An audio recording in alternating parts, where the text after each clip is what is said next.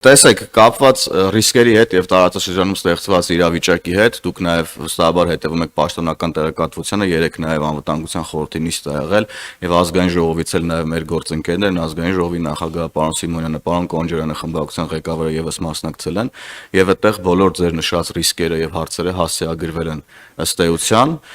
եւ ուրեմն մենք հետեւում ենք իրավիճակին բնականաբար եւ մեր սահմանին տեղի ունեցող բոլոր իրավիճակների վերաբերող ուրեմն վերաբերելի ռիսկերը հասցեագրվում են համապատասխան մարմիններում։ Սրա մասին կարծում եմ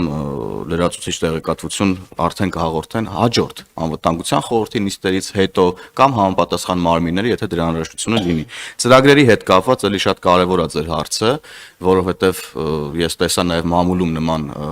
մտավախություններ եւ մեկնաբանություններ կային։ Մենք առաջ ենք շարժվում այն փաստաթղթերով, այն պայմանավորվածություններով, որը որ կա եւ այս պահին որևէ ռիսկ չկա կապված Հայաստանի եւ ԱՄՆ-ի միջև, Հայաստանի եւ Ադրբեջանի միջև ձեռք բերված պայմանավորվածությունների հետ։ Եվ շատ կարճ մի նախադասությամբ էլ հարցումների մասին եւ խոսքը փոխանցեմ իմ գործընկերոջը, բոլոր հարցումներին հետևում ենք, մեզ համար քիչ թե շատ կանխատեսելի են այդ հարցումների պատկերը, բայց հարցումների իսկությունը եւ վերջնական արդյունքները մենք բոլորս միասին կտեսնենք հունիսի 8-ի առավոտյան։ Շնորհակալ եմ։ Խնդրեմ, պարոն Եղոյան։ Շնորհակալություն, արգելի գործընկերներ,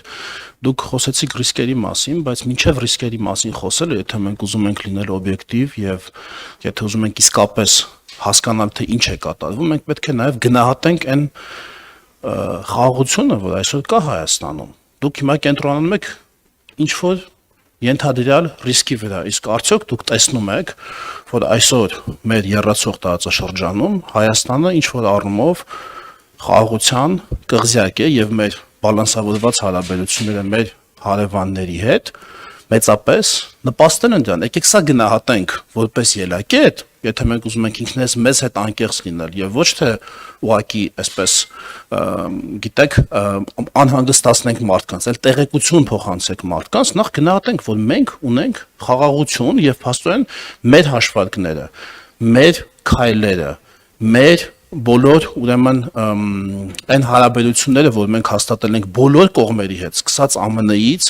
վերջացած Ռուսաստան, վերջացած տարածաշրջանի երկրներ, բոլոր այն հաշվարկները, որ մենք արել ենք, պայմանավորվածությունները, որ մենք ձեռք ենք բերել, մինչ այս պահը ցույց են տալիս, որ հնարավոր դասավորվածության մեջ Հայաստանի համար ապահովում են լավագույն հնարավոր արդյունքը այս պահի դրությամբ։ Սա ուղղակի ես կարծում եմ, որ ճիշտ կլինի, որ մենք գնահատենք։ Ինչ վերաբերում է հարցումներին, մենք այո ճիշտ եք, այդ հարցումներով քաղաքացիական պայմանագիրը ունենում է մեծամասնություն եւ նույնիսկ ավելին քան պարզ մեծամասնություն, այո, ավելին քան պարզ մեծամասնություն, որովհետեւ այնտեղ կա 3/5-ի հարց եւ 2/3-ի հարց, որոնք տարբեր թվեր են, հա,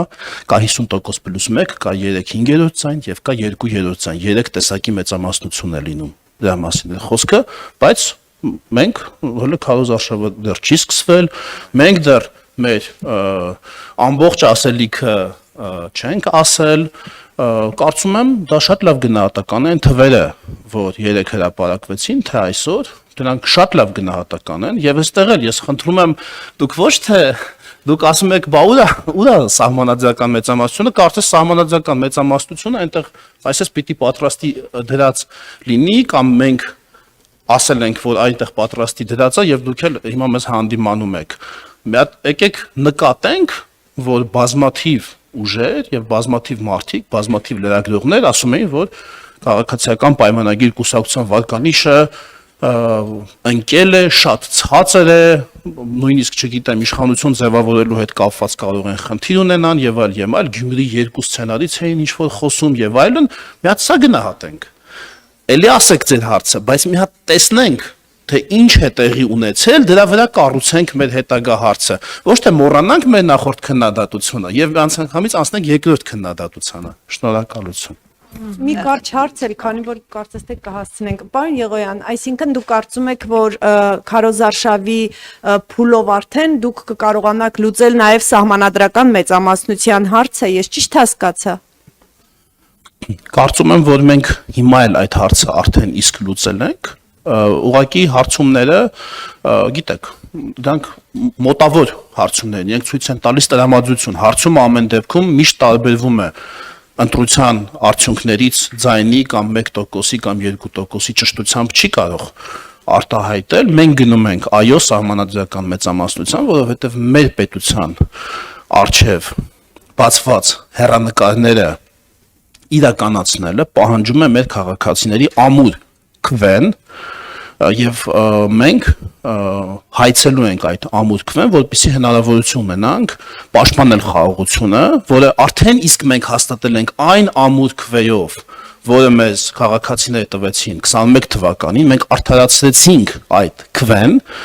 մենք կառավարության մեծագույն պարտականությունը այսօր կարող ենք ֆիքսել, որ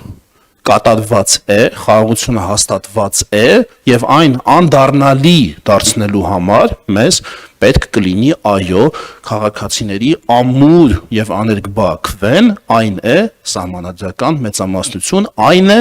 ազգային ժողովի տեղերի 2/3-ը։ Շնորհակալություն։